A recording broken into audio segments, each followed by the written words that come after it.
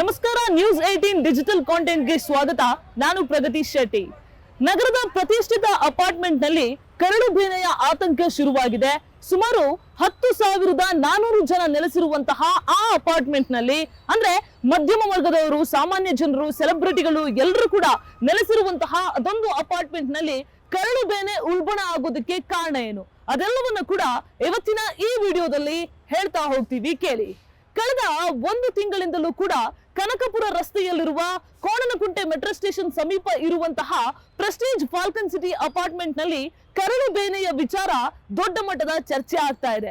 ಈ ಅಪಾರ್ಟ್ಮೆಂಟ್ ನಲ್ಲಿ ಈಗಾಗಲೇ 177ಕ್ಕೂ ಅಧಿಕ ಮಂದಿ ಕರಡು ಬೇನೆಗೆ ಟ್ರೀಟ್ಮೆಂಟ್ ಅನ್ನು ಕೂಡ ಪಡ್ಕೊಂಡಿದ್ದಾರೆ.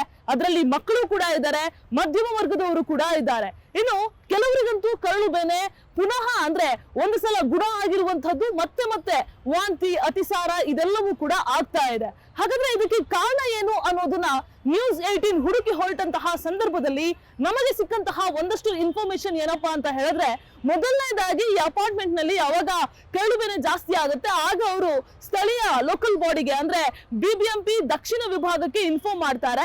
ಸ್ಥಳಕ್ಕೆ ಬರ್ತಾರೆ, ಪರಿಶೀಲನೆಯನ್ನು ನಡೆಸ್ತಾರೆ, ನೀರಿನ ಸ್ಯಾಂಪಲ್ಸ್ ಅನ್ನೆಲ್ಲ ಕೂಡ ಪಡ್ಕೊಂಡು ಹೋಗ್ತಾರೆ. ಮೊದಲನೇದಾಗಿ ಕುಡಿಯುವ ನೀರಿನ ಸ್ಯಾಂಪಲ್ಸ್ ಅಲ್ಲಿ ಅವರಿಗೆ ಪಾಸಿಟಿವ್ ಕಾಣಿಸ್ಕೊಳ್ಳುತ್ತೆ. ಅಂದ್ರೆ ನೀರಿನಲ್ಲಿ ಕಲುಷಿತ ಆಗಿರೋದು ನಿಜ ಅಂತ ಗೊತ್ತಾಗತ್ತೆ. ಅಂದ್ರೆ ಕುಡಿಯುವ ನೀರಿನಲ್ಲೇ ಕಲುಷಿತ ಆಗಿದ್ರೆ ಸಾಕಷ್ಟು ಸಾವಿರಾರು ಜನ ಇರುವಂತಹ ಅಪಾರ್ಟ್ಮೆಂಟ್ ಅಲ್ಲಿ ಆ ಒಂದು ನೀರ್ ಸಪ್ಲೈ ಆಗಿರುತ್ತೆ. ಸೊ ನೀರ್ ಸಪ್ಲೈ ಆದಾಗ ಅದನ್ನ ಸೇವಿಸಿ ಸಹಜವಾಗಿ ಅನೇಕರಲ್ಲಿ ಸೋಂಕು ಕಾಣಿಸ್ಕೊಂಡಿದೆ. ಹಾಗಾದ್ರೆ ನೀರ್ ಸಪ್ಲೈ ಮಾಡ್ತಿದ್ದವರ ತಪ್ಪ ಅಂತ ನೀವು ಕೇಳ್ಬೋದು. ಜಲಮಂಡಳಿ ಬಹುತೇಕ ಈ ಒಂದು ಅಪಾರ್ಟ್ಮೆಂಟ್ಗೆ 70% ನೀರು ಪೂರೈಕೆ ಆಗ್ತಾ ಇದ್ದಂಥದ್ದು ಜಲಮಂಡಳಿ ಕಡೆಯಿಂದ. ಸೊ ಜಲಮಂಡಳಿ ಅವರನ್ನ ಕೂಡ ಪ್ರಶ್ನೆ ಮಾಡಿದಾಗ ಅವ್ರ ಹತ್ರ ಸಿಕ್ಕಂತಹ ಉತ್ತರ ಏನಂದ್ರೆ, ನವೆಂಬರ್ 18ನೇ ತಾರೀಕಿಗೆ ಈ ಒಂದು ಅಪಾರ್ಟ್ಮೆಂಟ್ಗೆ ಸಪ್ಲೈ ಆಗ್ತಾ ಇದ್ದಂತಹ ನೀರಿನ ವಿಚಾರವಾಗಿ ಒಂದು ನೋಟಿಸ್ ಹೋಗಿರುತ್ತೆ. ಆ ನೋಟಿಸ್ ಅಲ್ಲಿ ಏನಿರುತ್ತೆ ಅಂತ ಕೇಳಿದ್ರೆ, ನಿಮ್ಮ ಅಪಾರ್ಟ್ಮೆಂಟ್ಗೆ ಕನೆಕ್ಷನ್ ಕೊಟ್ಕೊಂಡಿರುವಂತಹ ವಾಟರ್ ಮೀಟರ್ ಏನಿದೆ ಅದು ಏನೋ ಚರಂಡಿಯ ಸಮೀಪ ಇದೆ. ಆ ಒಂದು ಓಪನ್ ಆಗಿರುವಂತಹ ಚರಂಡಿಯ ಸಮೀಪ ಇರೋದ್ರಿಂದ ಏನಾದ್ರೂ ನೀರು ಕಲುಷಿತ ಆದ್ರೆ ಅದಕ್ಕೂ ನಮಗೂ ಜವಾಬ್ದಾರಲ್ಲ ಅನ್ನುವಂತಹ ನೋಟಿಸ್ ಅನ್ನ ಕೂಡ ಕೊಟ್ಟಿರ್ತಾರೆ. ಅದಾದ ಬೆನ್ನಲ್ಲೇ ಮತ್ತೆ ಈ ಒಂದು ಅಪಾರ್ಟ್ಮೆಂಟ್ ಅಲ್ಲಿ ಇರುವಂತಹ ಪೈಪ್ ಗಳನ್ನ ರಿಪ್ಲೇಸ್ ಮಾಡೋದು ಅಥವಾ ವಾಟರ್ ಟ್ಯಾಂಕರ್ ಕ್ಲೀನ್ ಮಾಡೋದು ಅದೆಲ್ಲ ಕೆಲಸ ಕೂಡ ಆಗ್ತಾ ಹೋಗುತ್ತೆ. ಅದಾದ ಬೆನ್ನಲ್ಲೇ ಮತ್ತೆ ವರದಿಯನ್ನ ಅಂದ್ರೆ ಸ್ಯಾಂಪಲ್ಸ್ ಅನ್ನ ಪಡ್ಕೊಂಡಂತಹ ಸಂದರ್ಭದಲ್ಲಿ ವರದಿ ನೆಗೆಟಿವ್ ಅಂತ ಬರುತ್ತೆ. ಅಷ್ಟರಲ್ಲಾಗ್ಲೇ ಸುಮಾರು 177ಕ್ಕೂ ಅಧಿಕ ಮಂದಿ ಚಿಕಿತ್ಸೆಯನ್ನ ಪಡೆದುಕೊಳ್ತಾ ಇದ್ದಾರೆ. ದಿನದಿಂದ ದಿನಕ್ಕೆ ಈಗ ಕರಳು ಬೇನೆಗೆ ಸೋಂಕಿಗೆ ಒಳಗಾಗ್ತಾ ಇರುವಂತಹವರ ಸಂಖ್ಯೆ ಕೂಡ ದಿನದಿಂದ ದಿನಕ್ಕೆ ಅಪಾರ್ಟ್ಮೆಂಟ್ ಅಲ್ಲಿ ಜಾಸ್ತಿ ಆಗ್ತಾ ಇದೆ. ಮೊನ್ನೆ ಅಷ್ಟೇ 31ರಷ್ಟು ಇದ್ದಂತಹ ಕೇಸು ನಿನ್ನೆ ಒಂದೇ ದಿನಕ್ಕೆ 27 ಕೇಸ್ ಬರೋಬ್ಬರಿ ದಾಖಲಾಗಿರುವಂತದ್ದು. ಇದರ ಪ್ರಕರಣ ಕೂಡ ಜಾಸ್ತಿ ಆಗ್ತಾ ಹೋಗ್ತಾ ಇದೆ. ಹಾಗಾದ್ರೆ ಕರಡು ಬೇನೆ ಬಂದಂತಹ ಸಂದರ್ಭದಲ್ಲಿ ಅಥವಾ ಅದು ಬಾರದೇ ಇರುವಂತೆ ನಾವು ಯಾವ ರೀತಿಯಾಗಿ ಮುಂಜಾಗ್ರತಾ ಕ್ರಮವನ್ನ ಕೈಗೊಳ್ಬೇಕು, ಆದಷ್ಟು ಸ್ವಚ್ಛವಾಗಿರ್ಬೇಕು. ನಮ್ಮ ಸ್ವಚ್ಛತೆಗೆ ನಾವು ಎಷ್ಟು ಆದ್ಯತೆ ಕೊಡ್ತೇವೋ ಅಷ್ಟು ನಾವು ರೋಗದಿಂದ ದೂರ ಇರ್ತೇವೆ. ಅದರ ಜೊತೆಗೆ ಕುಡಿಯುವ ನೀರು ಕೂಡ ಶುದ್ಧವಾಗಿರ್ಬೇಕು. ನಾವು ಸೇವಿಸುವಂತಹ ಆಹಾರ ಕೂಡ ಯಾವುದೇ ರೀತಿಯಾಗಿ ಬೇರೆ ಬೇರೆ ರೀತಿಯಾದಂತಹ ಹೊರಗಡೆ ಇರುವಂತಹ ಆಹಾರವನ್ನು ಒಟ್ಟರಾಶಿಯಾಗಿ ಆಹಾರವನ್ನ ಸೇವಿಸಬಾರ್ದು.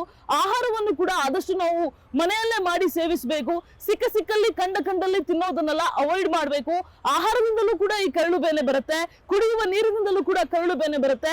ಸುತ್ತಮುತ್ತಲ ಜಾಗ ಸ್ವಚ್ಛವಾಗಿ ಇರದೇ ಇದ್ರೂ ಕೂಡ ಕರಳು ಬೇನೆ ನಮ್ಮನ್ನ ಆವರಿಸುತ್ತೆ. ನಿಮಗೆ ಏನಿದ್ರ ಲಕ್ಷಣ ಅಂತ ಕೇಳಿದ್ರೆ, ವಾಂತಿ ಆಗೋದು, ಅತಿಸಾರ ಆಗೋದು, ಬೇದಿ ಆಗೋದು, ಜ್ವರ ಬರೋದು, ಪದೇ ಪದೇ ನೀವು ಟ್ರೀಟ್ಮೆಂಟ್ ಅನ್ನ ಪಡ್ಕೊಂಡು ಹೊರಗಡೆ ಎಲ್ಲ ಹೋಗ್ಬಿಟ್ರೆ ಮತ್ತೆ ಸ್ವಲ್ಪ ದಿನಕ್ಕೆ ನಿಮಗದು ಮತ್ತೆ ಮತ್ತೆ ಅಟ್ಯಾಕ್ ಮಾಡ್ತಾ ಇರುತ್ತೆ. ಸೊ ಈ ರೀತಿಯಾದಂತಹ ಒಂದಷ್ಟು ಗುಣಲಕ್ಷಣಗಳೆಲ್ಲವೂ ಕೂಡ ಕಂಡು ಬರುತ್ತೆ. ಇದೆಲ್ಲವನ್ನು ಕೂಡ ಆದಷ್ಟು ನಾವು ಕರಳು ಬೇನೆ ಬಾರದೇ ಇರೋ ರೀತಿಯಲ್ಲಿ ಎಚ್ಚರಿಕೆಯನ್ನು ವಹಿಸಬೇಕು. ಈ ಪ್ರತಿಷ್ಠಿತ ಅಪಾರ್ಟ್ಮೆಂಟ್ ಅಲ್ಲೂ ಕೂಡ ಈಗಾಗಲೇ ಬಿಬಿಎಂಪಿಯ ದಕ್ಷಿಣ ವಿಭಾಗ ಬೀಡು ಬಿಟ್ಟಿದೆ.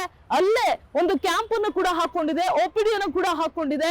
ಜನರಿಗೆ ಏನೇನು ಸಲಹೆಗಳು ಬೇಕು, ಜನರಿಗೆ ಏನೇನು ಚಿಕಿತ್ಸೆ ಬೇಕು ಅದೆಲ್ಲವನ್ನ ಕೂಡ ನೀಡುವಂತಹ ಕೊಡುವಂತಹ ಕೆಲಸವನ್ನ ಮಾಡ್ತಾ ಇದೆ. ಆದಷ್ಟು ಫಿಲ್ಟರ್ ಅಂದ್ರೆ ಫಿಲ್ಟರ್ ನೀರನ್ನ ಕುಡಿದ್ರು ಕೂಡ ಮತ್ತಷ್ಟು ಕುದಿಸಿ ನೀರನ್ನ ಕುಡಿಬೇಕು ಅನ್ನುವಂತಹ ಮಾತನ್ನು ಕೂಡ ವೈದ್ಯರು ಹೇಳ್ತಾರೆ. ಸೊ ಎಷ್ಟೇ ನೀರಿನ ಬಗ್ಗೆ ನಾವಿಲ್ಲಿ ನೀರು ಎಷ್ಟು ನಾವು ಕುಡಿಯುವಂತಹ ನೀರು ಶುದ್ಧವಾಗಿರುತ್ತೋ ಅಷ್ಟು ನಮಗೆ ಆರೋಗ್ಯ ಕಾಪಾಡಿಕೊಳ್ಳೋದಕ್ಕೆ ಸಾಧ್ಯ ಆಗುತ್ತೆ. ಕ್ಯಾಮರಾಮನ್ ಯೋಗೇಶ್ವರ್ ಜೊತೆಗೆ ಪ್ರಗತಿ ಶೆಟ್ಟಿ, ನ್ಯೂಸ್ 18 ಬೆಂಗಳೂರು. ನಿರ್ಭೀತ, ನಿಷ್ಪಕ್ಷಪಾತ, ವಿಶ್ವಾಸಾರ್ಹ ಸುದ್ದಿಗಳಿಗೆ ಮತ್ತೊಂದು ಹೆಸರಾಗಿರೋ ನ್ಯೂಸ್ 18 ಕನ್ನಡ ಈಗ ಆಪ್ನಲ್ಲೂ ಲಭ್ಯ ಇದೆ. ದಯವಿಟ್ಟು ಇಲ್ಲಿರೋ QR ಕೋಡ್ ಅನ್ನ ಸ್ಕ್ಯಾನ್ ಮಾಡಿಕೊಂಡು ಆಪ್ ಡೌನ್ಲೋಡ್ ಮಾಡೋದಕ್ಕೆ ಮರಿಬೇಡಿ. ನಿಮ್ಮ ಬೆಂಬಲ ಹೀಗೆ ಸದಾ ನಮ್ಮೊಂದಿಗಿರಲಿ. ಧನ್ಯವಾದ.